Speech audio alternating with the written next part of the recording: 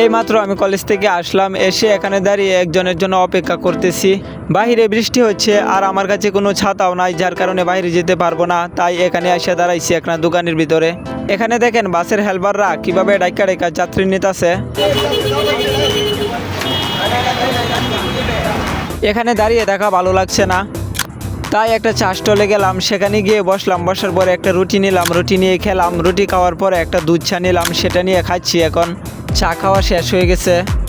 এখন আমাকে রাস্তার ওই পাশে যেতে হবে। উনি নাকি রাস্তার ওই পাশে দাঁড়িয়ে আমার জন্য অপেক্ষা করতেছে, উনি আমাকে ফোন দিয়ে বলছে, তাই আমি এখন সেখানে যাচ্ছি। তো ওই পাশে গিয়ে আমি ওনারে খুঁজে পাইছি, ওনার কাছ থেকে তারপর ওষুধ নিলাম। ওষুধ নেওয়ার পর আমি একটা অটোর মধ্যে উঠছি। এখন অটো দিয়ে এখন বাসায় চলে যাব। আর বাহিরে এখনও বৃষ্টি হচ্ছে, বৃষ্টির সিজন যেহেতু সারাদিনই বৃষ্টি হয়, মাঝে মাঝে ইচ্ছে হলে থামে, আর না হলে সারাদিনই বৃষ্টি পড়ে। তো এখন আমি অটো থেকে নেমে গেছি, এখন বাহিরে বৃষ্টিও থেমে গেছে, এখন আর চিন্তা নেই। এখন হেঁটে হেঁটে বাসায় চলে যাব, এখন আর বৃষ্টি হবে না।